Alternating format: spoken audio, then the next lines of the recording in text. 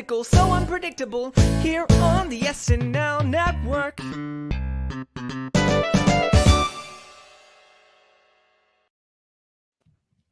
Yes, that is right. Hello, everybody, and welcome to another edition of our By the Numbers show on the SNL Network. As many of you know, we used to be SNL Stats, and when we, created SNL Stats, we loved going through all the statistics about Saturday Night Live, and it was very important when we became the SNL Network to make sure that we still had, the thing that we started with. So that includes all the data and the reasons why people are doing well on SNL this season and maybe why they aren't doing so well. So it'll be really fun to go over all of that data with our three panelists tonight. And joining us, as always, on these By the Number shows is the great Mike Murray. Mike, how are you? I'm doing great. Happy Hanukkah. Happy U.S. Thanksgiving. Feeling great. Season 47. Yeah. Mike, I have to tell you, it's the first time we've had you on since you are a married man. So I have to say, congratulations. Thank you very much. How is being married treating you? Great. That's it. Yeah, no, it's fine. Yeah, Hey, look, the listeners. One of the things, Mike, I have to tell you is that the listeners who have been with us since the beginning, they love Mike Murray. Okay, I get a lot of great compliments about you, Mike. So there's going to be listeners who can say, "What? Mike got married? I don't know anything about it." So just give everyone the quick synopsis. Tell them anything about your wedding, honeymoon, what's been happening to you since we last spoke to you. I got married on the 16th, so it was the Rami Malek episode. So I missed that one. I watched it on the flight to Hawaii, and I did the stats on the flight because it's a long flight. And then the Sudeikis one was the weekend after, and I didn't watch it live because it's airing, at like 5:30 in Hawaii. But then I watched it after. But yeah, everyone should go to Maui. It's the best place on earth. Can't wait to go back. Had an awesome wedding. Have an awesome wife. Very lucky. Okay. Good. But I'll remain mysterious, and people will still love me, I hope. Yes, for sure. Every year we're going to go back for you, the most important day, the anniversary of the Rami Malek episode. That'll be what you'll remember. Yeah. All right. Joining us as well is the great Nicole Rovine. Nicole, you did not get married since the last time we saw you on the podcast, right? I definitely did not, but thank you so much for asking. I've been pretty busy, pretty not busy, pretty normal, just my usual kind of life. But I'm so excited. This is my favorite show that we do. And every time we do it, it feels like there's something new to explore, and we're going back to our roots, and we're also growing and doing more than we thought possible the last time. So I'm just ecstatic to be here. Yes, absolutely. And I can't wait. I know that Nicole, co-produced this episode. So, you have to give her a big thumbs up for a lot of the data that we're going to see today as well. And then joining us, this is somebody that I knew would be the perfect fit for the By the Numbers show. It is the great Jamie Burwood from TV show Graphs. Jamie, how are you? I am great. I am still in a bit of a turkey coma from the past weekend, but doing well. Just drove up yesterday back home to Boston from Maine, spending some time with family. But yeah, really happy to be here and talk data with you all. Yes, for sure. And I forgot we have two Bostonians, right, with us right now, Mike and Jamie. So that's two Massachusetts people. So Yeah. That's really cool. Jamie, so for people who, I know you were on a roundtable with us and people who maybe don't follow you on social media, I mean, one of the reasons that we knew we had to have you on the show is because you produce these incredible graphics about TV shows. So can you just tell the listeners, what it is that you do and, why you are uniquely qualified to talk about the stats of SNL? Yeah, so I am super passionate about all things TV and all things data. So on my website and Twitter, I do a lot of just graphs, visualizations, having to do with all different types of TV data throughout history. So SNL is one of the best shows, in my opinion, for looking at data, just because there are so many years worth of history, so many ways you can look at the data, from hosts to cast members to sketch related data. There's just so much out there.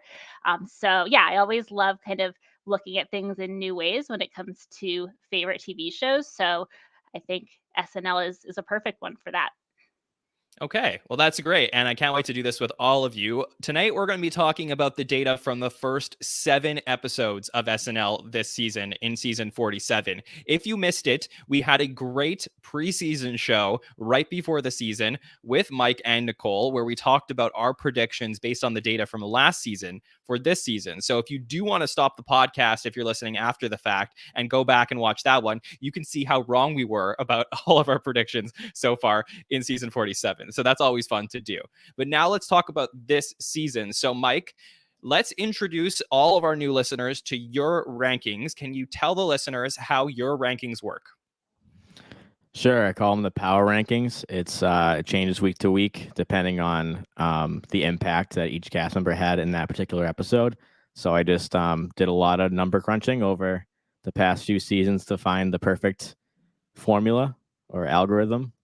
And it combines screen time that I weight using the prime time versus the entire episode. So if you appear between cold open and update, you get a little bump there. And then your appearances, and those are weighted as well. So if you have a lead in a sketch, that counts more than being like a background in a sketch. Recurring characters saying live from New York at Saturday night, things like that factor in too. But keep it like pretty straightforward. Just 2 factors of screen time and appearances, and then it comes into one number. And then so every week they kind of just go up and down, and see who's in the front and who's in the back. And it's been really fun. Yeah, and I think that the goal here for anyone who's listening and is like, oh, well, I love watching, your opinions on the roundtables and the hot take shows, but why would I want to know about the statistics? Maybe I'm not that into data.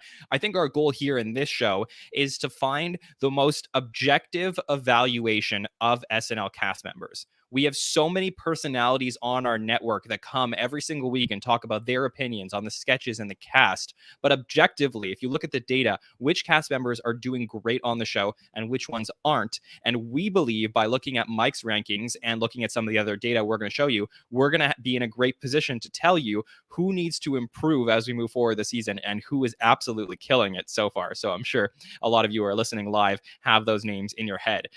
We are also live on YouTube. So as we go through this data, please feel free to write it in the chat. We love to interact with you guys throughout the show. So that is always fun.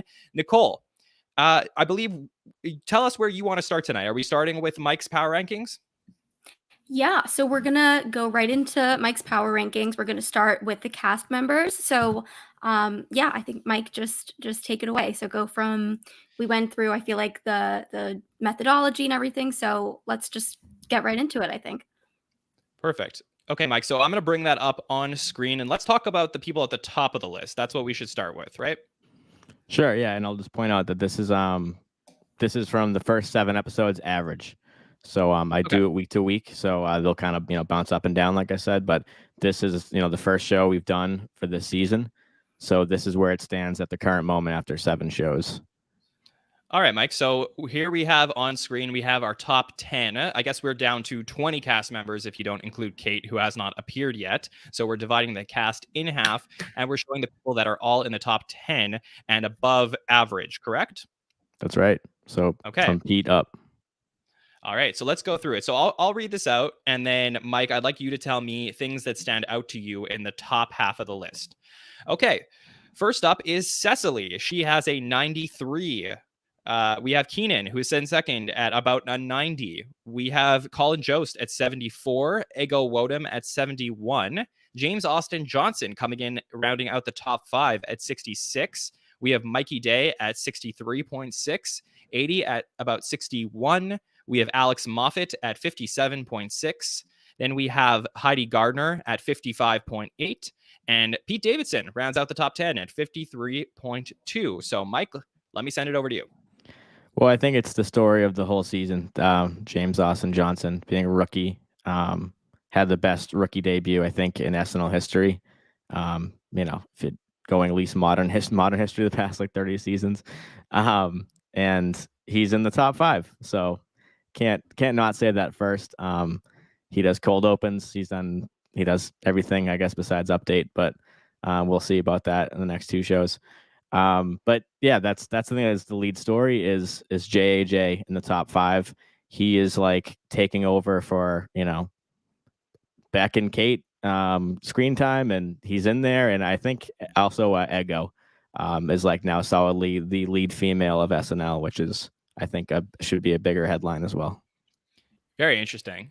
Okay, Nicole, let me send it to you. What are your headlines that you see from the top 10?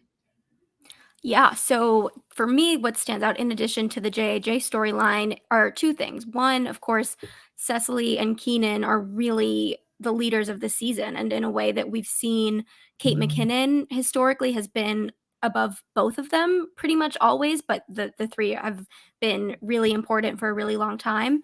So that's cool to see. Cecily feels like she's been so integral to the show for so long, but it feels like this season she has really the star of the show, and it's kind of as simple as that. Pretty much every episode, Cecily has been at the top, if not very close to it. The other thing I think is interesting is we have some Weekend Update kind of representation here. Colin Jost is number 3, and I think that's a reflection of a big cast. I think that Colin has more screen time than Che this season, but I think that that's more likely to happen when we have a big cast and everyone is involved pretty much and gets a few minutes each per episode, but we don't have Kristen Wiigs that are just running around and appearing in almost everything. It's not really like that. Even a Cecily who is dominating the season, she probably has 40 minutes at a time some episodes where she is sitting around, like, doesn't have, she's not in everything. So I think that's a reflection of the big season for an update anchor to be so high. Mike, our friend Jamie Dew in the chat asks about Colin Jost. So just for anybody who is listening, I want to explain how somebody like Colin ends up in the top 3, even though he's only in one segment, mostly a week. Sure. Colin Jost is like typically gets top 3 screen time per episode. He's like, sometimes double Che. But the reason he's basically always in the top 7, usually top 5, but per episode, it's that he is the star of that one segment. So if you're Che or Jost and you're hosting Update, you are, get an A role for that segment. I do A, B, C, or D. A is a lead, B is a supporting, C is a background or like a singular purpose role in a sketch, and D is like a off-screen role, like a voice or like a still image or something like that. So Colin gets an A once an episode, gets a ton of primetime screen time because it's between cold open and update, so weighs a little heavier. And I mean, if you're watching SNL on YouTube or you watch it live, like, you're gonna catch Update, you're gonna see Colin Jost every episode. So he's never gonna be number 1, but he's always gonna be high up. Yeah. It's crazy. He's in the top 3. That's really incredible. Jamie Burwood, what are your thoughts on the top 10 that we see from this cast?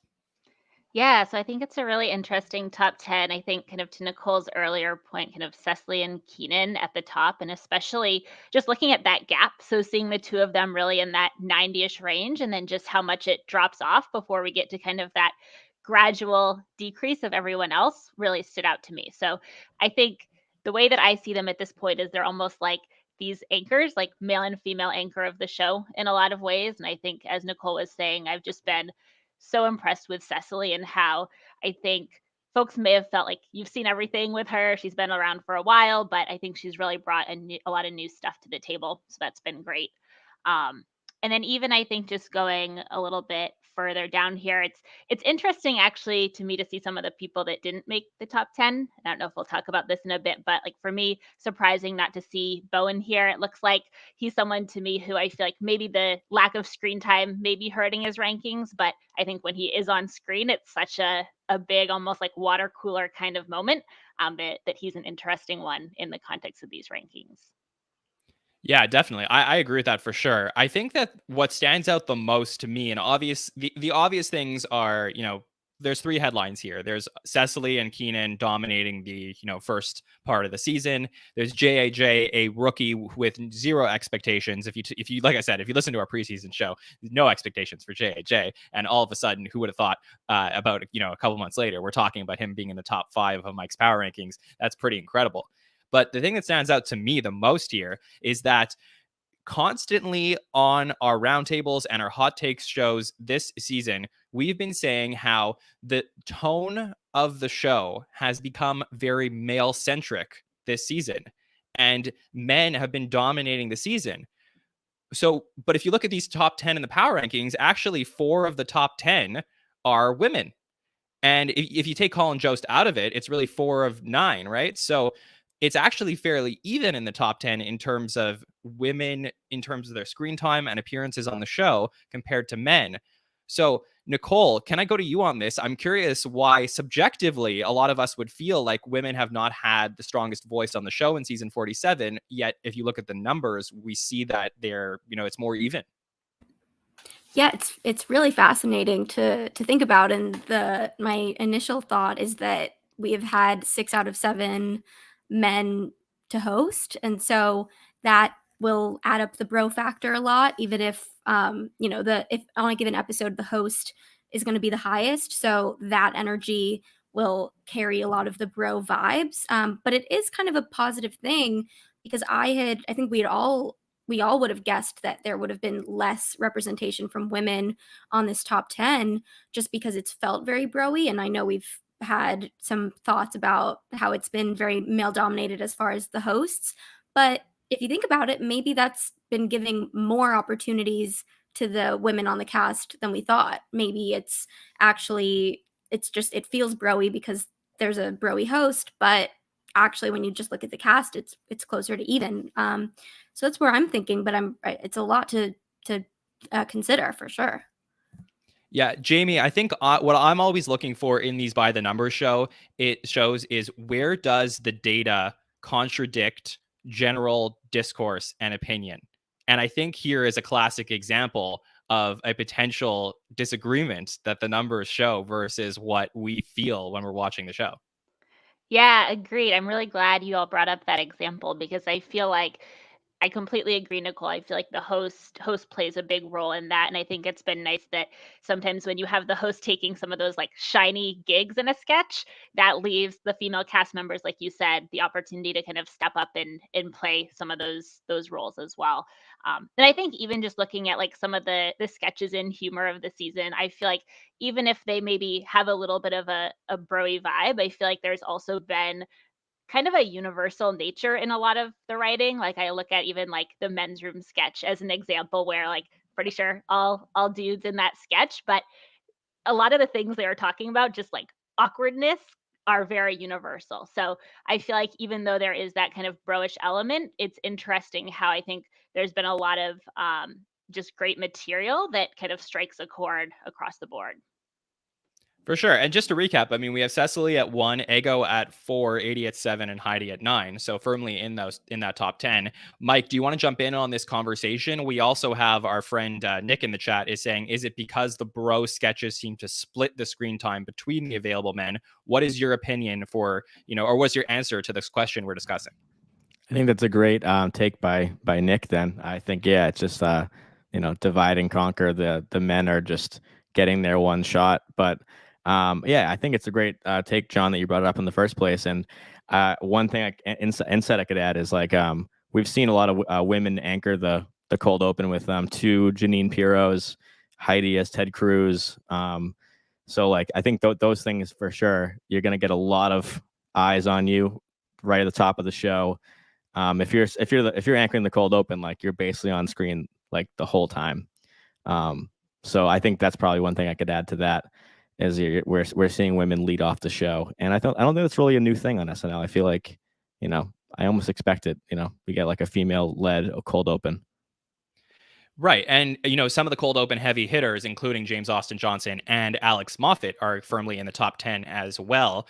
Moffat is the one thing that surprises me here because season 46, if you watch all our by the number shows, then it was constantly Alex Moffat being near the bottom. So this is a major step up, and something I think we're going to talk about a little bit later on in our show is the differences between last year and this year. Okay, panel, anything else on the top 10 that anyone wants to jump in on? Okay. All right, let's talk about the bottom 10. Let me bring that up on screen. Nicole, can you just tell us, what are the types of things we can expect to see in the bottom 10 while I get that graph up? Yeah, I mean, so we're talking about how it's been a very broy season, and yet it's been pretty evenly distributed in the top 10. So in the bottom 10, it might be that we don't have a lot of men very far at the bottom. Maybe they're kind of wet. I don't even remember looking at this. I looked at it earlier, but It's okay. I'm gonna guess from what I saw earlier today is that there's a lot of men in like the 11, 12, 13 range, and they're all kind of firmly getting up that screen time. But Okay. Thank you. Good vamp. All right. Let me bring this up. Okay. Here we go. All right. Let's talk about our I bottom was 10. right. Oh, there you go. Okay. Phew. Perfect. So let's talk about our bottom 10. And these are the people that are all under average. So it is interesting, Mike, that it worked out perfectly, that the top 10 is above average and the bottom 10 is below average. Our average we're looking at is 49.35 for the rankings. And right below average, starting off our bottom 10, is Chris Redd at 48.3. We have Kyle right behind him at 48.2. Che is at 47. We have Bowen at 37. We have Andrew Dismukes at 36. Chloe Feynman at 31.5. Melissa at 30. We have Sarah at 25.4. Punky at 25.2. Aristotle at 20.5. And then obviously Kate is not applicable for this particular one, but we put her on the chart anyways. Okay, Mike, thoughts on what you get to see here from the bottom 10? No surprises. We'll see if we don't count Kate. We have the bottom three are either like rookies or sophomores, with Aristotle, Punky, and Sarah. I expected a bigger leap from Chloe and Bowen, so I'll lead off with that. I think it's great that we've seen like some of these vets that have stayed on that maybe we were surprised at, like Kyle or Cecily, to be making like Moffat to be making a jump. You think they kind of would have settled in, but they've actually like increased, and we'll see that later. But Dismukes has made some jumps, and we're going to see the actual screen time differential. But yeah, I feel like we're trending in a certain upward direction with Chloe Feynman, and her and Bowen had like a really slow start to the season. And I know the story was like JAJ, and then we didn't like see a ton of Chloe. She would appear like once an episode, and Bowen like the first 2 episodes wasn't in much, and then had a big splash in the Rami Malek episode. And then yeah, I think it's funny. Like the biggest comment I'll get is people always say like, why are Che and Jost different ranking? It's like because Jost is like 75% of the time on Update. He gets way more guests, tells longer, more jokes in succession. Che will go and tell one joke, and then Jost will tell 4. But I do, when Michael Che laughs, I do count that as screen time because he is being heard. So whenever Che is giggling, I'm hitting the stopwatch. So he does get full credit for everything. But I think it's funny because what we say, Jost was in the 70s and Che is at 47. So, Yeah, that's a big difference. It's a crazy difference. I wonder, I mean, again, one day we'll do the historical by the numbers on certain comparisons, but you do have to wonder other commentating pairs on Weekend Update, how they would compare in terms of like there being a big difference in the past. That's something that's interesting. We have I'm Alive in the chat who's asking if we include cut for time sketches. So Mike, you want to explain what's canon and what's not canon? It's everything that just airs live. So if you don't make it on the show, you don't make it on the stats. Got it. Okay. Jamie, can I start with you on this one? Can you tell me what you see from the bottom 10? Yeah, so I think this is another one where just kind of almost the like tiers of where people are at kind of stand out to me. So seeing that first tier where we have, it looks like Michael, Kyle, and Chris, and just kind of, I feel like they're kind of more kid. Like if we looked, I think Pete was the lowest on the other graph. I feel like there's kind of like this middle tier at this point of folks who we see them from time to time, and they're kind of maybe making a mark in some ways, but not really kind of taking that top spot. I mean, my main gut reaction to this is I think just a little sad for some of the folks that I love that are on the lower end of this graph. So I think Punky is one for me where I just feel like I was hoping to see a little bit more kind of coming into sophomore season for her, and just I feel like there's been a lot of talk about the new class and the new folks. And I feel like maybe a little bit like last year's new class is getting like not as much talk, or maybe like getting a little bit overshadowed by this year's new class. So hoping that we still see that like growth from some of the folks who've been on the show for 2 or 3 years. But yeah, I think like Punky and obviously like Aristotle really have enjoyed him. So hoping we see some more growth in the coming episodes there. Makes sense. Nicole, what are your thoughts on the bottom 10? Yeah, the biggest thing that stands out to me for storylines is kind of the lack of storyline for Bowen and Chloe. For our preseason show a few months ago, we were talking about our hopes for them because they both had, I would say, above average freshman and sophomore seasons. They both really made a splash and were memorable. People were very excited for them for what was to come in their third year. And if you look at the bottom, 6 or 7 here, save for the first years, it doesn't look that different from last year. It doesn't. There isn't any sort of jump for these two players that were promoted, and it's interesting. We talked a lot about it a few months ago. Does it really meet? Is that jump? Is it just, well, what does it mean? And how is it just you kind of have to keep on going and getting your gradual growth on the show, or it wasn't as significant of a change as we would have thought. So I'm kind of interested in that. And then, as I mentioned, it looks like I had some confirmation bias, I guess, with what I thought this would be because I had looked at it earlier. But there are just a lot of dudes with like a solid middle lower tier action going on, and there's that explains the broy nature of it. And Nick in the chat, that was an amazing point, is there are so many men in the cast who aren't necessarily at the Cecily level, but a larger number of men are at this middle tier getting a lot of screen time and interacting with each other in these broy moments. And so that's another thing that's kind of, we're thinking about the storylines and the data, and that's kind of starting to make sense for me and come together. Yeah, I'll just jump in just to give some context for the Chloe and Bowen comparison. That Bowen finished last year, like entirety of season 46 at a 43, and Chloe at a 42. So that was their sophomore season, and they were like really on the rise and like really even as well. Like not one was really taking over the other one as like the star of that class. So they're, Bowen's down, I guess, 6 points from last year's average, and Chloe's down 11. So I would have thought that they might have went up like 2 or 3.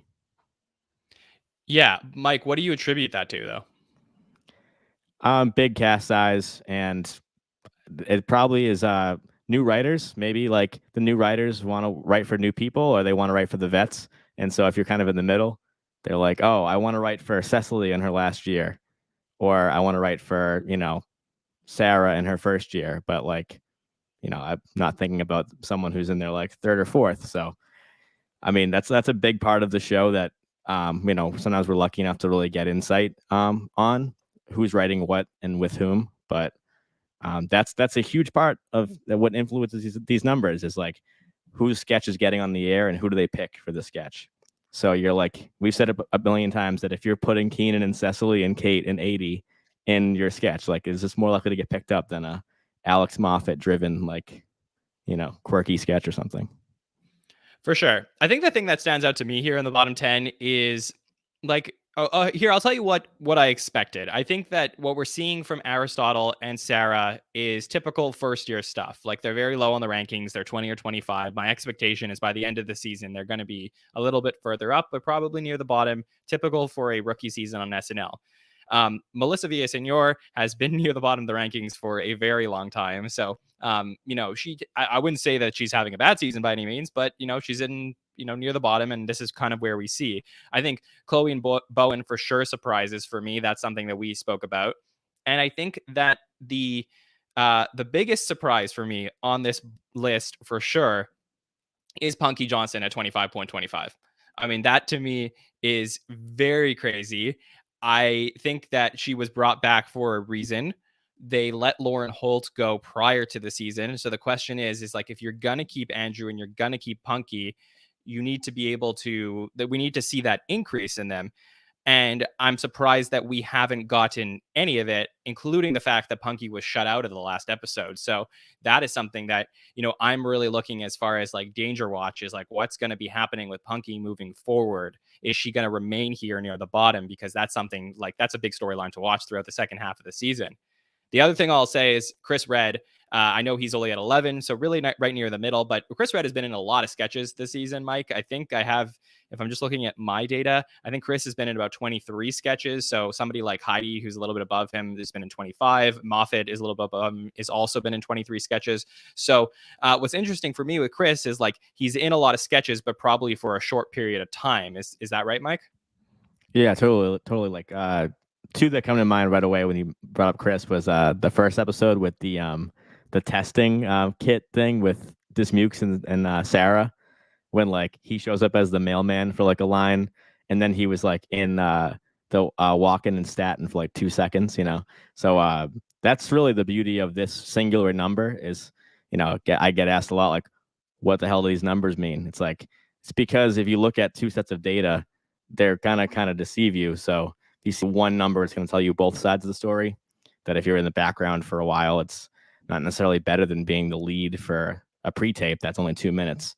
But yeah, Chris Redd is down 10 points, so he's like a -10 from last season, ranking wise. But you know, him and Heidi are both, you know, from the same class, that Luke Null class. So they're like, you know, they're very reliable. They'll be in everything.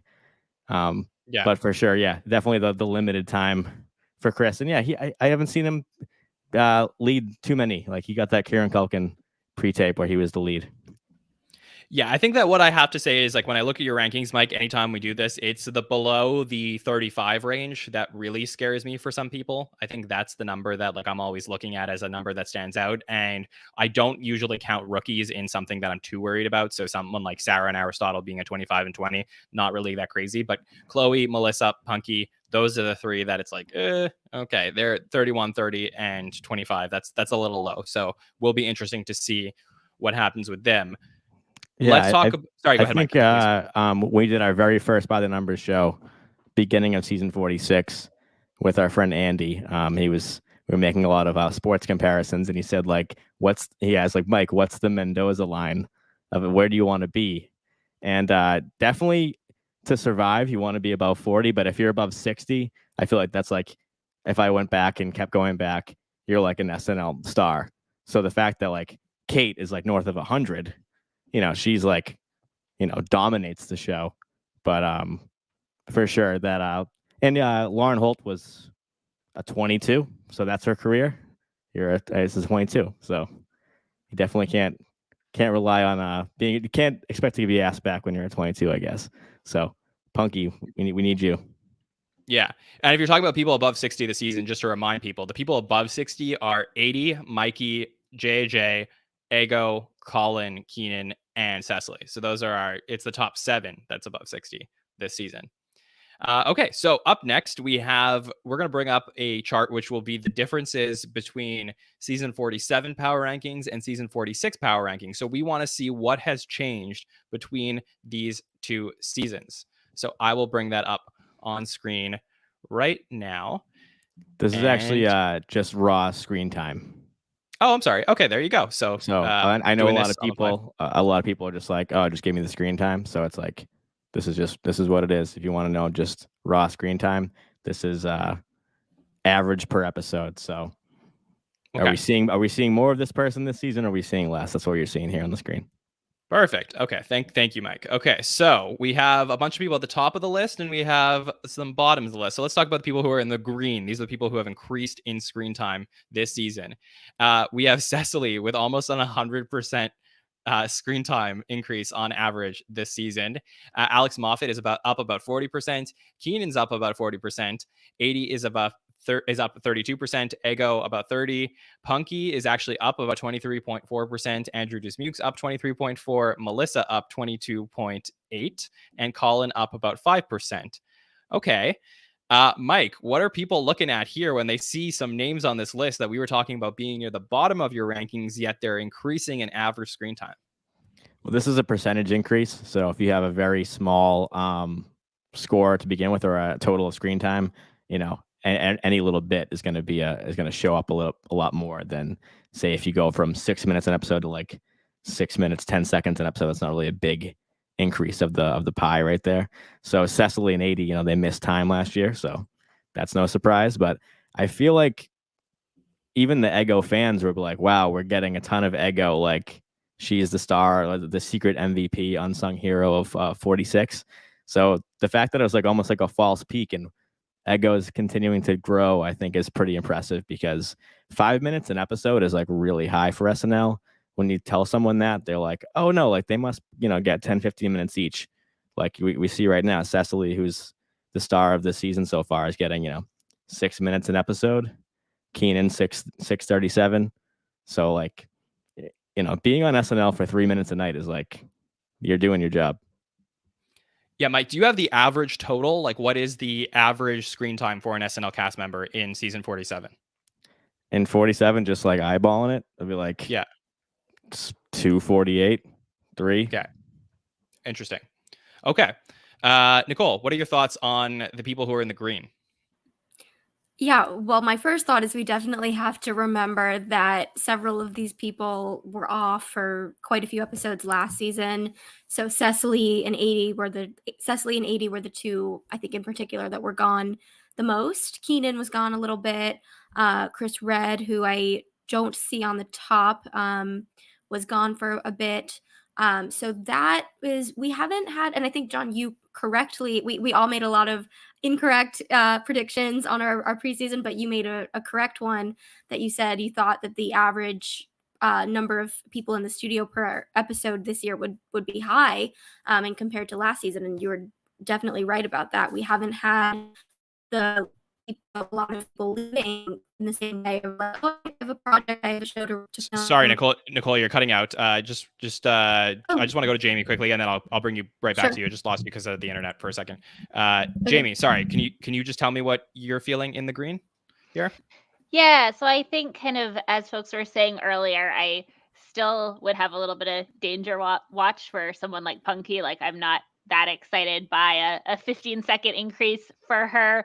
And same with Melissa. I would say Keenan is the one that stood out to me as being interesting. Someone who I feel like has been so reliable for so long, but still showing such a high percentage increase here. So going from, it looks like 4 minutes, 45 seconds in 46 up to 6 minutes, 37 seconds in season 47. So that's an interesting one. And I'm curious if folks have any theories around that, if it's just kind of, again, this like anchoring around some of these like tried and true vets, or if there's anything else going on there. Interesting. Mike, you have an opinion on this? On Keenan specifically? Yeah, about the veterans increasing in screen time. Yeah, no Kate, no Beck, for sure. They were getting tons. They were like number 1 and 2 all year last year. So no Kate, no Beck. You get more Cecily and Keenan. So I think that's the answer right there for them. But yeah, Alex Moffat, that's a big story that I don't think no one's talking about that. I mean, we've been talking about how he's in the cold opens, and that's awesome. That helps the power ranking for sure. But like, no one was seeing him, especially with losing the Biden gig, that he was going to be. That's a pretty big increase, 40% for someone who was like maybe fringe. Like, are they going to stay? Are they going to go? Did they really ever find their like lane in SNL? Alex Moffat is like, I think we talked about that. Maybe Nicole, you'll remember if you listen to the show. But like, who's going to take like the dad roles? I don't know if we've had a ton of dad roles yet, but Alex Moffat for sure is more than capable. Yeah, Nicole, do we have you back? Let's try that again. How am I? Can you guys hear me? You're good. Yeah, we're good. Yeah. Yes? Okay. Yeah, we did talk about that. We talked a lot about who was going to absorb the Beck roles, and there are quite a few types of Beck roles, whether it's voiceovers, cold open political figures, dads, husbands, plain generic white guys, whatever it is. He's done a lot, and we had a bunch of different guesses, but I think the short answer to who is absorbing the largest number and type of those roles would definitely be Alex Moffat, and it's been in this way that's a little kind of under the radar. He's having a big impact. He's doing a lot in a lot of sketches, having screen time in them. He's the only person who's been in every cold open so far. JJ was close to being right there too. I think he's been in 6 out of 7. So he's been just a very solid, under the radar, grounding force on the show, which sounds a whole lot like Beck. So maybe that's a storyline we're going to look towards. Is he a new Beck, and that's so simplistic to ask, but maybe that's kind of where we're heading. Yeah, and I think that what the most fascinating part of what we're seeing here in season 47 is we've been saying this for a long time, but Beck leaving and Kate not being there, it to me is like the beginnings of the transition. A lot of people feel that season 47 is almost like the season 31, where it's like a lot of, it's a big cast and there's a lot of people who are there. And then, we lost some people at the time, like Tina and Finesse and Horatio and stuff at the time. And then they cut it down, Parnell, and it all got cut down to like a really incredible cast in season 32. And I don't know if it's going to be as simple to jump from 47 to 48 that way. But I think that as we're transitioning from, to 48 and 49, I think we are going to lose some of these heavy hitters at the top of the list. And I think that what we're seeing is like, the new writers are coming in and using these people as best as they can to like hone their craft. So like the new writers are coming in and writing stuff for Cecily and writing stuff for Keenan and writing stuff for Ego, like some really big all-stars on the show. And then it'll be interesting to see once like Cecily and Keenan and 80 start to move on, what will happen with some of these people. So I actually think the trends here are really positive, where we get to see now in a very good season of the show, the heavy hitters are doing their thing. And the big question mark will be, can they continue to do that? Especially as something which you brought up, Nicole, was, people not being there. This was something that happened a lot, last season. And now this season with Kate potentially coming back and Cecily potentially maybe not being there for every single week, that'll be something that'll be interesting to watch. So did you want to finish your point that you were making before about people not being there? Yeah, I was just saying I think especially in the pandemic heavy season, there seemed to be from Lorne, from everybody at SNL, there seemed to be an encouraging of, if you have other projects that you want to pursue, do it, go for it, get your name out there, expand your horizons, we have talked a lot about how that in itself is ushering in a new era of SNL, because the entertainment industry, comedy specifically, it's just growing and growing. And as iconic as SNL still is and will forever be, there are just a larger number of avenues to be in the comedy world. And so as a result, it's not always that SNL is the training grounds and you spend 5 or 7 amazing years here and then you go have a TV show or you go do other things. Maybe it's more you can be at SNL for 7 or 9 or 11 years. And when you have a really cool project going on, you take 4 months where you're kind of MIA and you do your other stuff and you can have this career that has multiple things going on.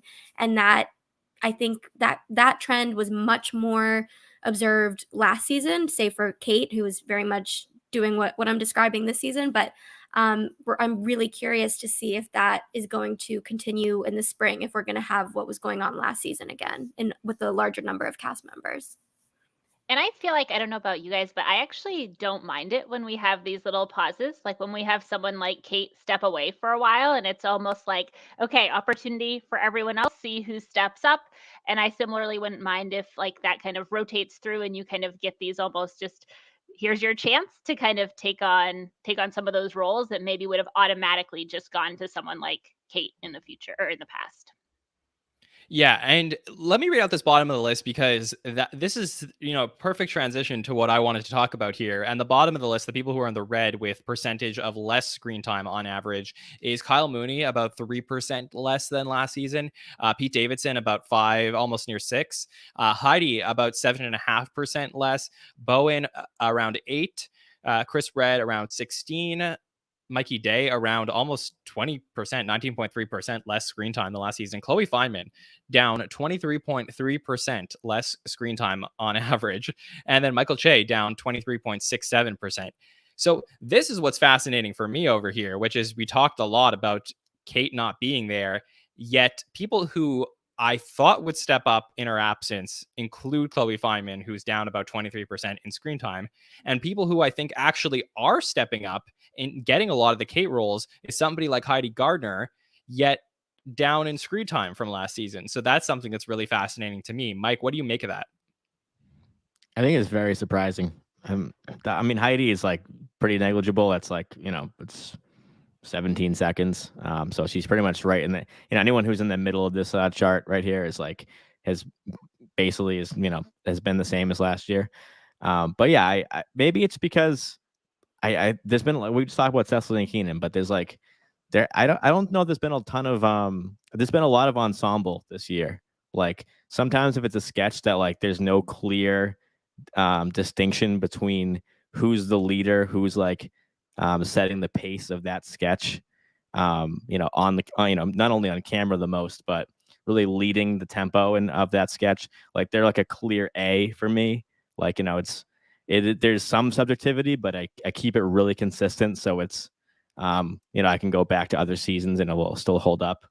But yeah, there's been a lot of like with 21 cast members, really 20 with no Kate, like they're using a lot of people just coming in and out. So there's not a ton of breakthrough moments. I mean, if you're on the update desk, you get a breakthrough moment.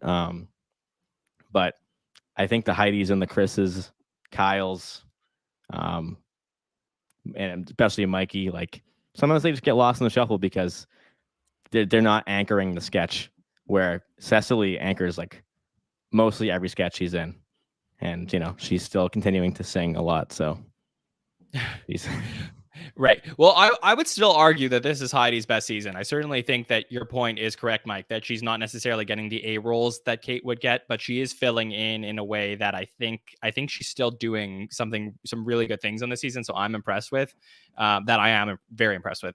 Nicole, thoughts on what we get to see from the bottom of this list? Yeah, I mean, it's interesting. I think what Mike said about getting lost in the shuffle sounds about right. Somebody like Mikey Day is such a good utility player to me. I feel like he's kind of at his best when I'm forgetting about him because he can blend in really well. And I think he's probably best known for the roles where he's like the kind of the one that's like, what's going on, everybody? Like he's like making everybody else look crazy, but then he kind of is crazy. Like that's a vague way of describing kind of his ideal role.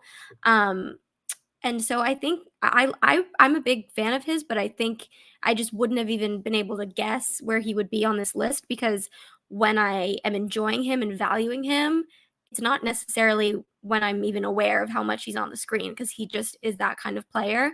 Um, so yeah, I mean, I'm pretty fascinated also by how Chloe and Che are pretty much identical on this list. Minus 23.31% for Chloe and minus 23.67% for Che. And they're just such different their roles on the show are very different. We've talked a lot about on different roundtables and things that Chloe she has a lot of star power and star momentum outside of the show right now, and I think that is being reflected in her roles on the show because she and Pete are occupying a very similar space right now in season 47. Is they get a lot of buzzy impressions that are not very long. They go on the stage for in a sketch for a couple seconds and they do something that will be in the news, or they do a coveted impression of somebody very famous, and then they're not there for much longer. Except it's actually very similar to me. So I think Chloe is somebody who is making an impact when she's on the screen, at least as far as headlines are concerned, as far as people that are in the news that we want to see on SNL being impersonated. So it's interesting. And then Che is, I don't know. One thing I've noticed is Jost has, I think, for example, the last episode, both of the two segments on Update with characters, Kyle and 80, both were at the desk with Colin, not with Che. And I think they try to kind of do 1 and 1, or if it's 3 people, 2 and 1. But clearly it happens. It doesn't happen enough for this to be a significant drop, and at least in this season. Yeah. Jamie, what do you think about the bottom of the list? Anything stand out to you?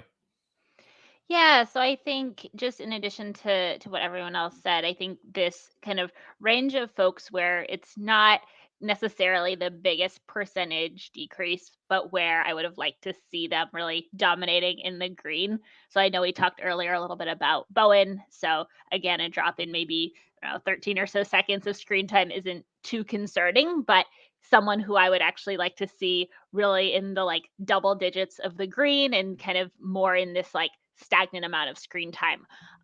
But I feel like Bowen and Heidi both are ones where even though they're not necessarily like seeing that growth, I do feel like anecdotally when they've appeared this season, there is, like I said earlier, there's buzz. I feel like they're doing great work. So hopefully that starts to reflect in some of the numbers as well. Yeah, absolutely. I think one of the things that really is a theme of this episode is, we talk a lot about the effect of missing somebody like Beck Bennett and Kate McKinnon and, adding these new people into the cast. So, where does James Austin Johnson, as well as Sarah Sherman and Aristotle Atari, stand in terms of their screen time? And obviously we can't compare 46 to 47 for those three, but what we can do is we could take a look at their screen time compared to other rookies in their first episode. So that's the next thing we're going to bring up. Mike, you want to do a little bit of a setup, if you don't mind, while I bring that chart up on screen? Yeah, no problem. Also, just because it hasn't been mentioned yet, that's relevant, especially like thinking about rookies on the next slide. But we haven't mentioned the Please Don't Destroy guys. Like, so they're competing with these rookies and sophomores too. So you got a bloated cast, a lot of vets. You have 5 rookie sophomore guys. So you got someone like, if I were Andrew Dismukes, I'd be like, hey, like this is my second season. I want to be getting my own pre-tape. Like, who are you guys? But that's just like, it's more competition. I mean, that's why we look at the stats, because it is, whether you like to admit it or not, it is a competitive, it's a live show. So it happens and then it's over. So if you don't get on, you don't get on. So those guys, we haven't talked about them yet. So I figured I'd just throw them out there. Well, also, Mike, I feel like, to make the sports comparison, I feel that the Please Don't Destroy guys are like running backs and wide receivers. They're like your Cordarrelle Pattersons of the world, where you can play them at 2 positions because they're cast members, but also writers in a way. So it's like they have the positional flexibility to move up these charts. So obviously it'd be a little bit unfair to include them. Right. Yeah. I mean, if you had Martin Hurley in your flex for the dog hands, then, you had a good handcuff right there. Yeah, exactly. Okay, let me bring this chart up on screen, and Mike, I'll have you explain it to our lovely listeners. Sure. So we're taking a look at what your rookie season looks like to the first 7 episodes compared to the most recent rookies, which we all remember well. So I thought it was a fun one because we now can have the hindsight of knowing that Lauren Holt did not make it to a sophomore season. So I don't think anyone would have watched 7 episodes last season and been like, Lauren Holt is, the next Kristen Wiig or Jan Hooks, but she did get more screen time than her peers. So, and then of course, JAJ is, having more screen time than a lot of the vets. So we have season 47, JAJ, Sarah, and Aristotle, 46, Lauren, Punky, and Andrew, and 45, Bowen and Chloe. Okay, Jamie, what do you think about our rookie screen time in the first 7 episodes? Yeah, so it's interesting. I mean, obviously JJ stands out as a headline there. I think Sarah and Aristotle, about what I would expect. It's interesting to see even just some of the variations. So I like how this is color coded by episodes. So seeing that, like for JJ, there were certain episodes, like that first episode where he came out strong, and I feel like he was really the headline of that episode. And then certain episodes, like it looks like it's episode 6 here, if I'm looking correctly, where really kind of shrunk down. So kind of seeing that like flip-flopping across the episodes is interesting. And Sarah, another one where I feel like she's either like having a moment and people are like, hey, she's doing great, or she's barely in an episode at all and maybe is just a tiny side character in like these like tiny little bars that you see for her kind of middle of the run so far. So I think what'll really be interesting for me is the trajectory, and even like comparing to some of these other seasons. Like I'd be curious to see for someone like Lauren, did she kind of decrease as the season went on? And are we seeing like any like upward or downward trajectories from either Sarah or Aristotle? I think JJ, I feel pretty confident that he's kind of like cemented. We kind of know the role that he's going to be playing as this like impressionist king and also popping up in lots of random places. But I think the trajectory is really what I'll be looking at for Sarah and Aristotle. I agree. And Nicole, can we just put the, I want to have the JJ conversation, but could we just put the James Austin Johnson stuff to the side for a second? Is there anything else here from the rookie screen time chart that like really stands out to you that you want to make sure the listeners know about? Yeah. So one thing that's interesting to me is so sometimes when I make these like pure screen time charts, it's either I usually do it in one of two ways. It's by episode or by segment type. So for listeners, this one, as Jamie said, is by episode. So in each bar color coded is by episode 1, 2, 3. Sometimes we do it by cold open, monologue, even though we haven't had cast members in monologues this year, which is rare considering it's already been 7 episodes, live sketches, pre-tapes, update, etc. So something that is really interesting here is to analyze trends based on, if for an example here is if you see Sarah, episode 6 was when she had her breakout update moment that was very well received. People were loving it, talking about it, sharing it. And then you can see the following, the lighter purple, if you're watching along, the most recent episode, number 7, she had another pretty significant jump. And so you can kind of take that trend and say, okay, her update segment was very well received. And all of a sudden, when we know she was in 4 sketches that night, which is not on this chart, but she had kind of small but impactful moments in 4 different sketches across the night. So you can look at that and say, okay, she had a great night, episode 6, and now we want to keep on writing her into things. It's not like that episode she had a bunch of things that were her idea. It's other people had ideas and they said, we want to write Sarah into this. She's going to play this role, that role, that role. And that is just interesting to think about. And as we keep on going throughout the season, it'll be fun to keep on making this. And we'll see, I have a feeling Dismukes is going to sneak up pretty soon if we're looking at a year ago today, in the coming months, as we keep on analyzing this data, he's going to get up there, which will be kind of fun to see. And then, I think Chloe also is a bit behind Bowen. I think that by the end of their rookie season, they were both pretty equally impactful. And so I think that she's going to catch up to him. This is just based on pure memory. And then we'll keep on looking at the data. Yeah. Cool. Okay. Mike, I do want to ask you, because I haven't gotten to talk to you all season on the podcast since the season started, about James Austin Johnson. I know we text a lot after every week about the data and stuff like that. But, the historical comparisons often have been to people like Dana Carvey and Daryl Hammond. But Mike, for me, the impressive thing about what we're seeing from James Austin Johnson, again, is this sports comparison, right? Because if you talk about, famous athletes, back in the day, like your Babe Ruths of baseball, there were so many less teams and the rules were a little bit different.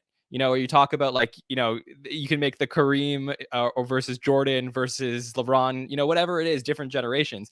And I think that what's most impressive to me about what James Austin Johnson is doing in his first 7 episodes, which is 30 minutes and 38 seconds of screen time, double that of which we've seen in the last 3 seasons, which would be Bowen at, just under 15 minutes. Is the fact that he's doing it in such a large cast and such a different SNL that spreads the love much differently than the people like, than Dana Carvey's cast or Daryl's cast at the beginning. So can I get your thoughts, Mike, on what James Austin Johnson is doing in his rookie season? I mean, I think it's historic, not to be dramatic, but it is, if you're into this type of stuff, which present company is. So it's historic. It's, never been done before, maybe, probably not. But also interesting, that great point about the cast size. Also, just side note, last episode, James Austin Johnson passed Lauren Holt's career screen time total. So that's another comparison of 20 episodes with 20 cast members, 7 episodes with 20 cast members. Also, I should point out that this year's rookies have the benefit of not having an election year. So even though there might be more varied cameos coming in, wait, I have to fight you on this. I actually think if this was an election year, this would be James Austin Johnson's screen time would be even higher. I don't think so. I mean, I think that they wouldn't. I don't know if they'd have James Austin Johnson on stage with Alec Baldwin doing that. I mean, it was such a weird time with, but the Jim Carrey thing was like a real plan they really wanted to happen and it happened. And whether we look back on it fondly or with disdain, but I don't know. I mean, he's how you said, a couple Bidens and a couple Trumps. So I don't know if he could do both like Dana Carvey has done. But anyway, yeah, that's a big thing because if you don't have Alec Baldwin coming in and Maya Rudolph coming in every cold open, you get a chance to be in the cold open. But yeah, 30 minutes, 38 seconds. That's crazy. And Andrew Dismuke's first episode, he played a Buffalo Wild Wings delivery guy. So that's much different than being the president, the sitting president. So I think but that's a great comparison though of looking back. If you look back at Belushi and Chevy and Aykroyd, and everyone's a rookie, 7 cast members, their second episode with Paul Simon, they just played a B for 5 seconds. So it's, even if you compare it to them, their JAJ is historic. Right. I guess that episode is obviously a complete outlier in terms of like the show being, that's like a different show if you watch that one. Our friend Nick in the chat says JJ has had more screen time in episode 1 than any of last year's newbies through 7 episodes. So yeah, really good point. It's insane to me. I totally respect and get where you're coming from, Mike, in terms of like, yeah, maybe this was an election year. They would be bringing in outsiders and they want the reviews and they would go for the Mayas and the Jim Carreys and stuff like we saw last year to get those headlines and whatever it is that they were pulling for. But I just think that like what we're heading for in season 50, probably with the next election of year, yeah, I have to think James Austin Johnson is going to be dominating that. And I think sure. that would be, that would be like historic in terms of like what he will end up doing. Hopefully there won't be JJ fatigue by then, but we will see. And while we're looking at it, I briefly alluded to it at the beginning, but to have that high of a number without the benefit of a solo update piece is just, add that to the trophy case too, because Sarah had the lead in that sketch I mentioned earlier with Dismukes. The testing kit sketch in the first episode, and Aristotle had his Angelo sketch with Rami Malek. But other than that, those are the only leads until update. So you see Nicole's beautiful color coding. You see that deeper purple right there is their update piece. So they got to have a solo update piece in their first 6 episodes. They were both in episode 6, the Jonathan Majors episode, where Andrew was his 19th episode. Lauren was her 12th. Punky was her 17th episode. So they had to wait their turn through a whole election cycle, a COVID year, and they got one each. Dismukes almost went the whole season without one.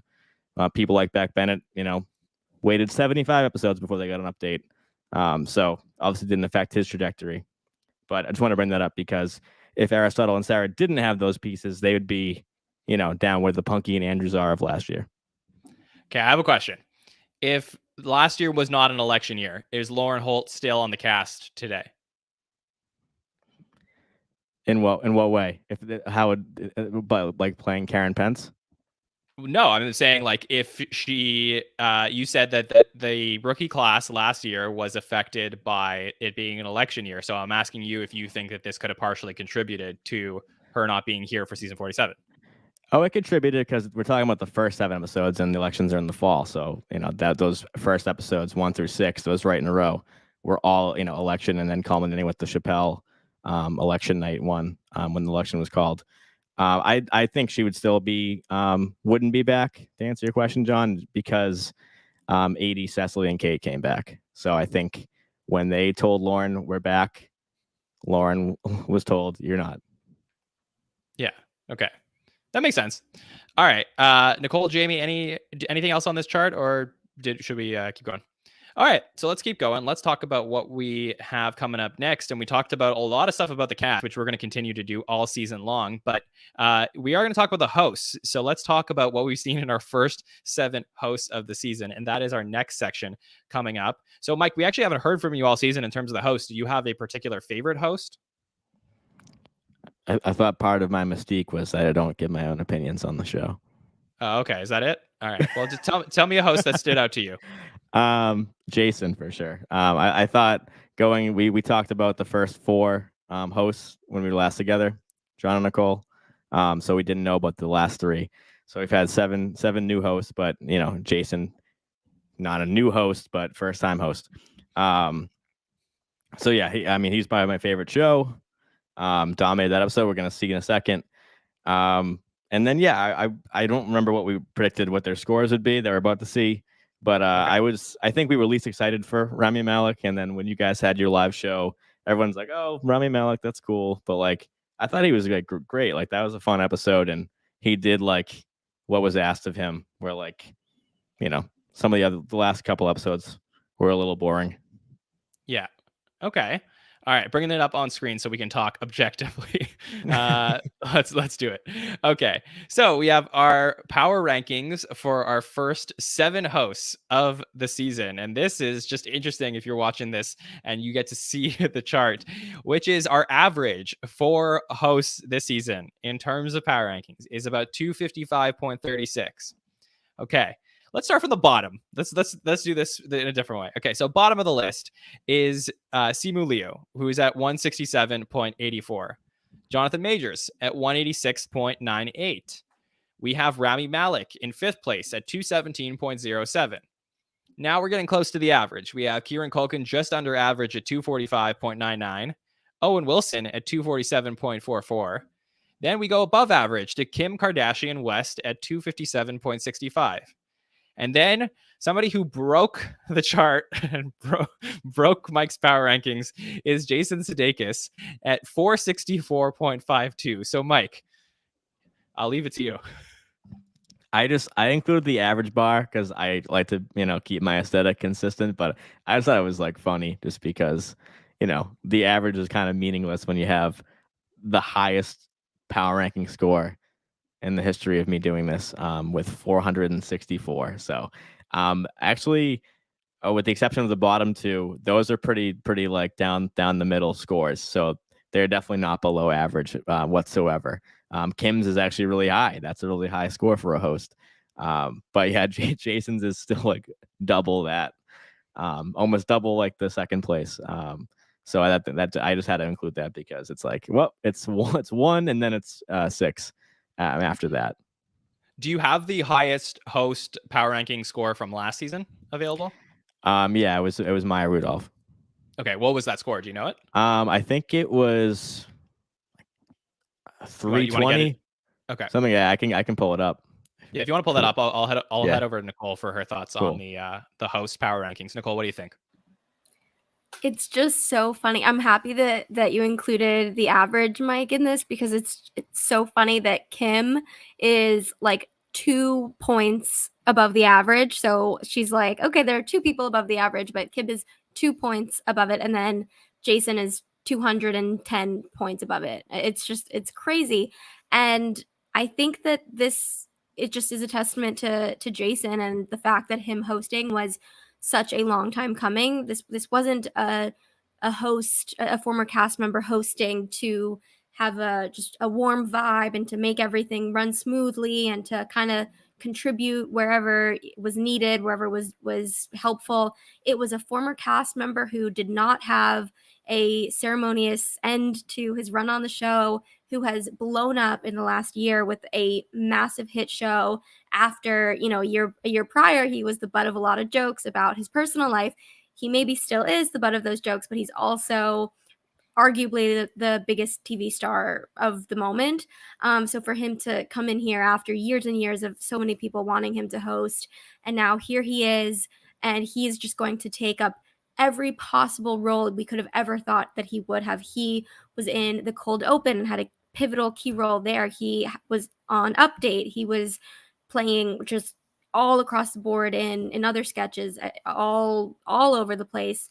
It's just, how many hosts have been in the cold open and had an Update segment and been all over everything else. It's like one of a kind, and it's deserved. And we're all like, we want Jason to host again, and of course I do, but I also kind of like how it was of this really big, beautiful homecoming, that it felt like kind of an underdog story of, we've been rooting for this for so long. Everybody in the SNL community has wanted this justice for so long, and now we get it, and it's going to be like justice on like a perfect platter. And he's like, all right, I'm doing my thing, I'm gonna remind everybody how amazing I am, and then like I got to fly to London and like be busy and do a lot of stuff and make a lot of money and be really famous and successful. So good for Jason. This was everything it should have been for him.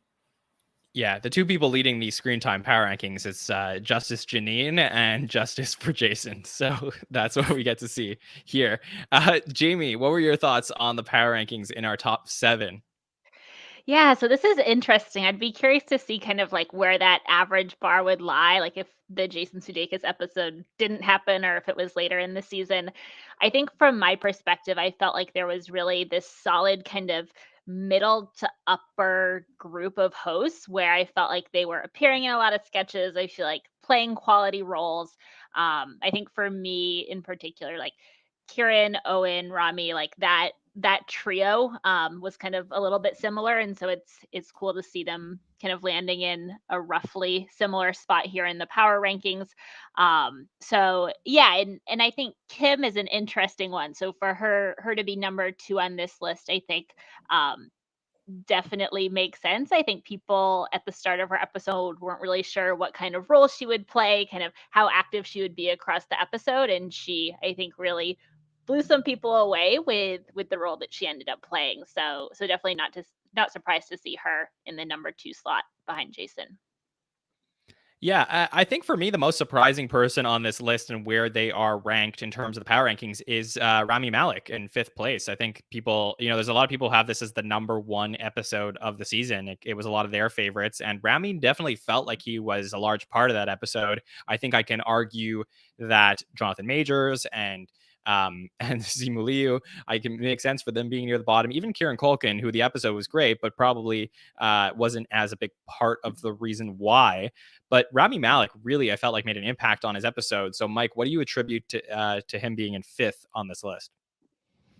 One underrated thing is shorter monologues. So I think the bottom 3 here had the shortest monologue. So that's, you're the A role, of course. You're appearing as yourself. It's prime time. It's 10 minutes into the episode. So I mean, Simu Liu had, I think, the shortest monologue I've ever seen. It's like 2:48. Something like that.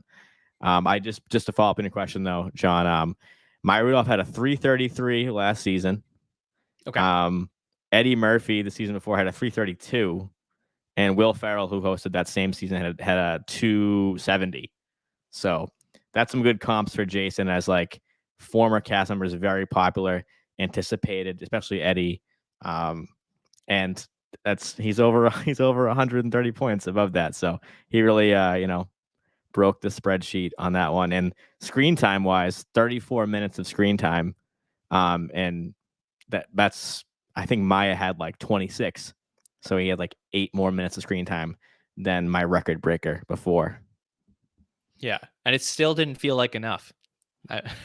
Yeah. He was also the only update guest. I mean, it was just on the camera the whole time.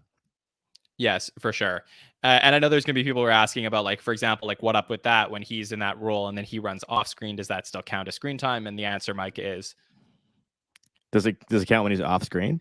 Yeah, exactly. A lot of people are going to think about, these big starring roles that he have, but technically, like, he runs into a scene and he runs off the scene. Just for people who are like learning the methodology of your rankings, technically you don't count that as screen time. Oh, when he jumps in, I count it. When he jumps out, I stop. Okay. Perfect. Yeah, I mean, this is just this is really fascinating for me. It's always interesting to see how people, one of the questions we had on, our last patron feedback show was where people rank these episodes, and it's interesting by comparison to talk about, how people feel subjectively about it versus where the host actually stands in terms of impact on the show. And Kim Kardashian West being in 2nd place totally makes sense, despite many people not necessarily feeling that episode. She still had a major impact and was all over the tone of that show. So the top 2 to me completely makes sense over here. Big questions about where the Billie Eilish and Paul Rudd will stand and where they will fit in this top 7. So I think that's one of the things we should do to wrap is we should talk about where Billie and Paul will fit in the top 7. So Jamie, can I start with you here? Can you tell me if you had to slot them in based on predictions, where are you putting Billie Eilish and where are you going to put Paul Rudd?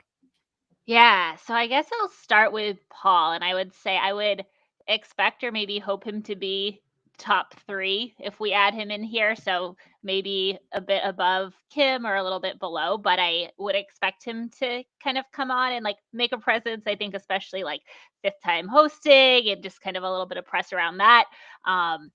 Would expect him to do pretty well in the power rankings.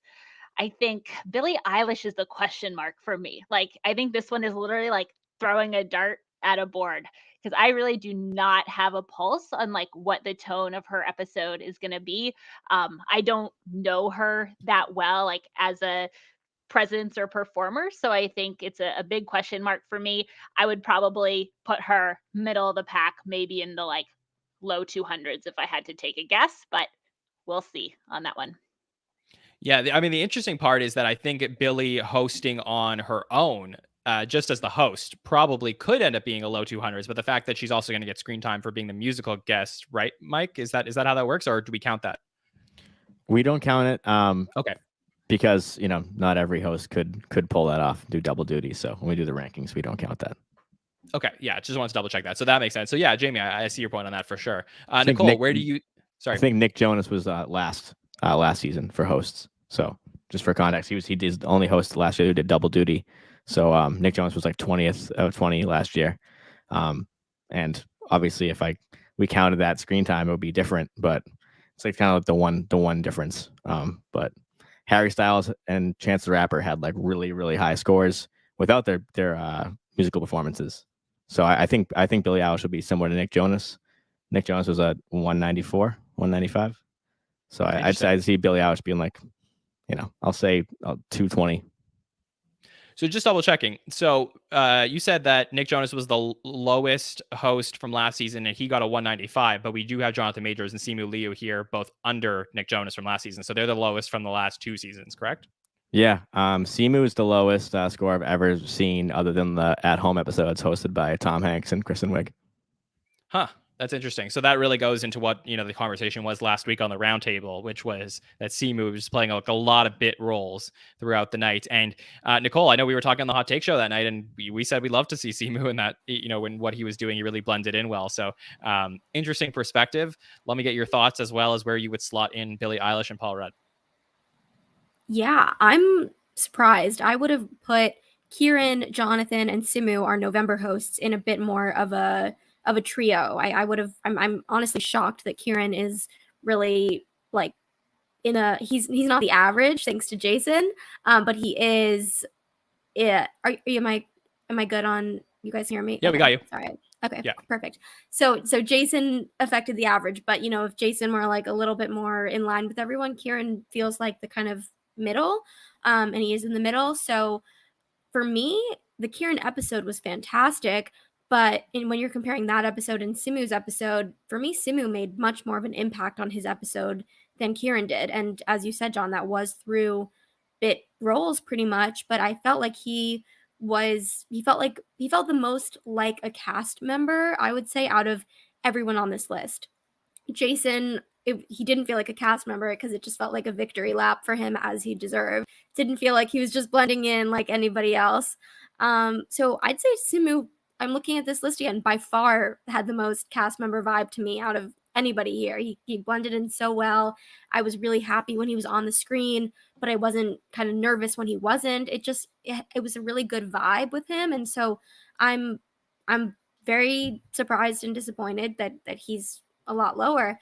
But then again, back to looking forward towards December, I think that for Billie Eilish, it's really kind of uncharted territory in a lot of ways. She is extremely famous and talented and has a lot of people who love her, myself included, but she doesn't have a lot of acting credits to her name. We don't really know what that side of her looks like, and I don't think she knows either. I think this is going to be pushing her out of her comfort zone, and she wants to do something, different and just something she's never done before. So I'm so excited about it, but it's so hard to predict.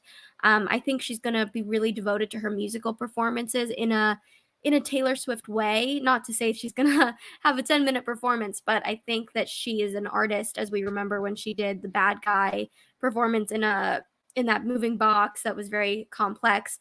Billie Eilish is that type of artist. So my guess is she's going to be really focused on her musical performances. And I think she's going to be happy and comfortable to just blend in. I don't think she's going to be that high on here, but I'm still excited. Nick Jonas I found to be very underwhelming when he did double duty. He wasn't my first choice for that. I'm still really rooting for Lil Nas X to have his moment. He deserves it. He would be unbelievable double duty. And I like Nick Jonas, but not my pick for double duty at all. Chance and Harry, I love them. They're high on my list too. Anyway, Paul Okay, where do Rudd. they slot? Okay, Billy, I'm gonna go 247 for Billy. High. Okay, which Whatever, would be we'll see. right where Owen Wilson is at 3. Yeah. Exactly. Like, let's give her that. You know what? Yeah, 247, owning it. And then Paul Rudd, it's going to depend for me on the cameos, because if that episode is not cameo heavy, like, I'll give everybody on this call, like, I don't know, some free nail polish or something. If you're into that, I'm looking at what's around me. I'll give you something for free. I'll be surprised. Seems like something we'd be into. Yeah. Yeah. Well, Pete Davidson he's very nail polished. I think he's bringing it back for the guys. So you might kind of want to get ahead of the trend. Anyways, so. And we know that he can land a 257.65. So good to follow. Yeah, exactly. So I don't know, you guys. It's the first thing I saw in my room, but I think you should take me up on the offer. Anyway. Got it. So Paul Rudd, it's going to be so dependent on the cameos. Is it going to be a large number, but they all pop in for 2 seconds? Is it going to be a really exciting person who, if they're in the building, they're like, I want you to put me in 2 or 3 things? Like, we might have those people hanging around. Paul Rudd is a humble guy. He's the sexiest man alive, but he's also, and it's his 5th time, but he's also so chill. And I think that if he wants it to not be so about him, it's not going to be. With that said, he's still going to be high. So I'm going to give him 252. Okay. That was not very far from Billie Eilish. You gave Billie Eilish a 247 and you gave Paul Rudd a 252. I know. I had to own the 247. I regret it. Give her a 221 for me. Billy 221. Really? Paul, Just all over there with your taste. I'm all over because we don't know. But bring her down for me. Billy, go 223 for Billy. Go 251 for Paul. Got it. That's okay. it. Understood. Mike, where are you slotting in Billy and Paul on this? I think Paul probably. Yeah, I mean, I was gonna say this. I was gonna say the same point as Nicole about cameos. You know, they do a 5-timer sketch in the monologue, and take time away from him. You know, and diluting that. If just the Christmas atmosphere, Jimmy Fallon might pop up. I don't know, someone like that. But so that could. But no one's touching Jason's score, so that's I can safely predict that. But so I would think he would still be at number 2. But Billy will have the thing that Kim had and J-Lo had in season 45, where like I just feel like she's gonna play herself in a sketch. And be the star of the sketch, and it's going to be about Billie Eilish. But I don't think they're going to ask so much of her. I mean, obviously doing double duty is a lot, especially she's young to do it. I think only older than Ariana Grande and maybe Taylor.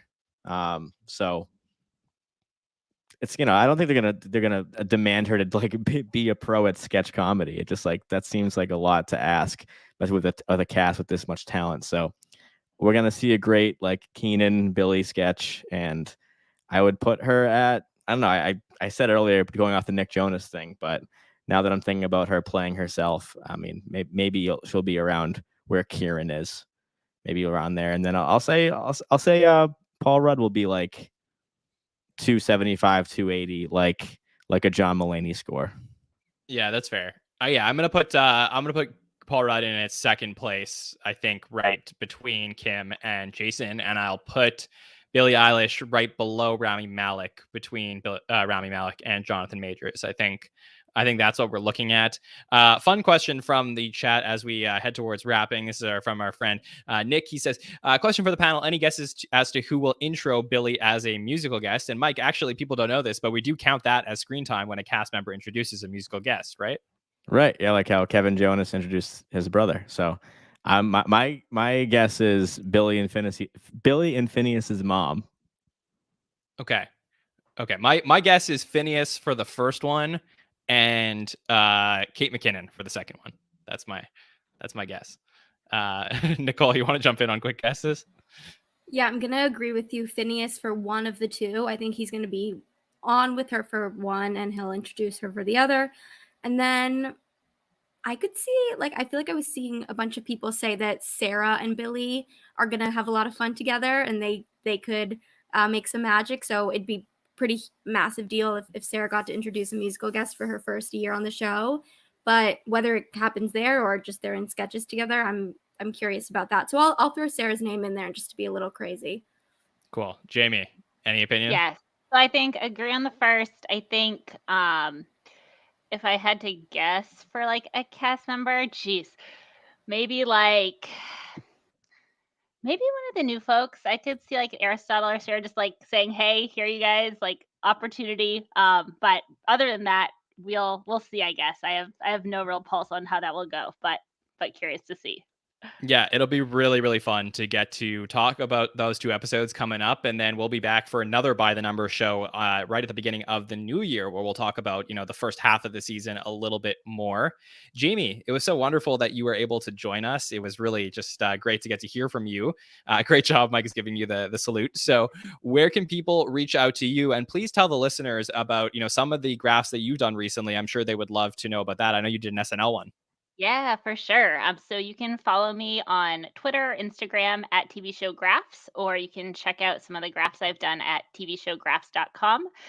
So I did a few impression related graphs recently, which you should be able to see on both the website and Twitter, just focusing on SNL presidential impressions over the years. So focusing on every president that's kind of overlapped with the run of SNL and kind of the different portrayals over the years.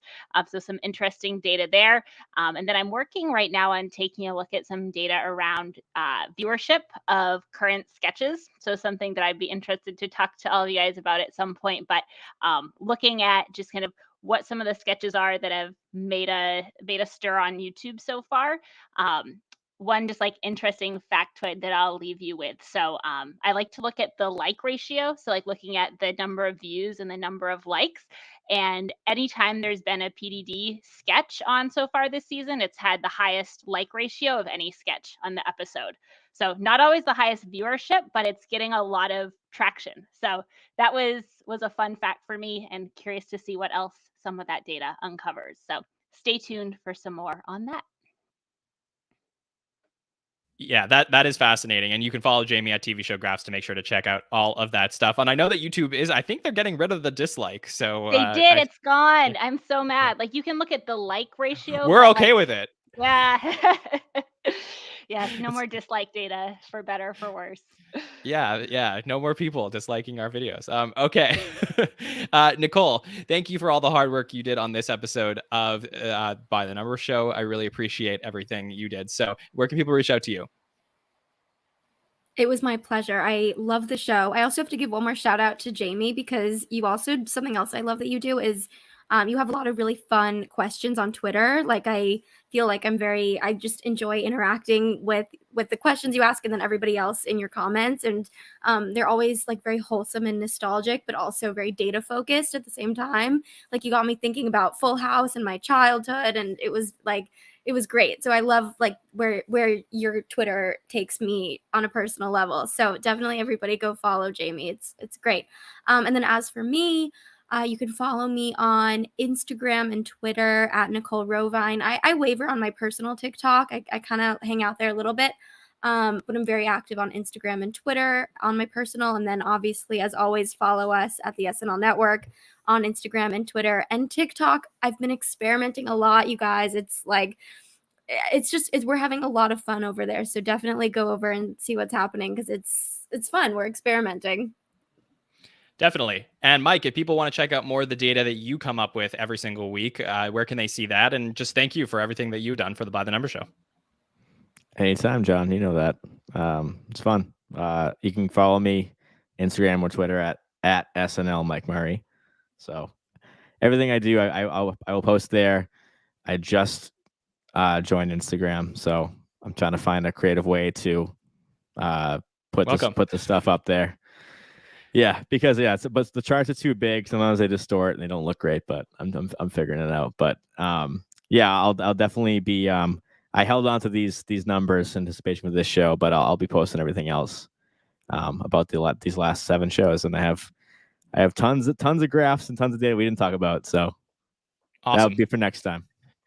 Okay, thanks, Mike. And let's talk about what's coming up this week on the SNL Network. So tonight we had our By the Numbers show, and in case you're catching it just at the end, you can go back. That's available for replay on YouTube as well as Apple Podcasts, Spotify, and wherever you listen to your podcasts. If you want to join us on Wednesday, and I just preface this by saying, we booked these shows and we hope they happen, but we're going to announce it, and looks like it's a go. So I will announce that on Wednesday, December 1st, around 5 o'clock, we're going to have our second edition of SNL Stories. And this is a new podcast we are doing on the network where we get to interview alumni from Saturday Night Live, whether they're former cast members or writers or producers at the show. Lots of different people we will have throughout the season this year. And joining us this Wednesday is Dean Edwards, a former cast member of SNL. He was there from 2001 to 2003. His rookie class that he came in with was Amy Poehler, Seth Meyers, Jeff Richards, a really fun rookie class, and coming in,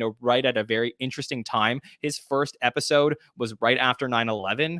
So, that was a very historical episode. He was there when there was, I think, an anthrax scare in that building. I mean, that season was just insane with lots of behind the scenes moments. So we're going to talk to Dean Edwards about all that stuff on Wednesday. And the way that those shows work is we have our regular panel interviewing Dean. And then if you are a patron of the SNL Network, we will send you a link and you can call in and ask Dean a question. So we'll bring you up on screen, and you don't have to come on with video. You can come on with just your audio if you feel more comfortable with that. And you can ask Dean a question live on the show. So that is a great perk of being a patron of the SNL Network. You can find our patron program at patreon.com/the SNL Network.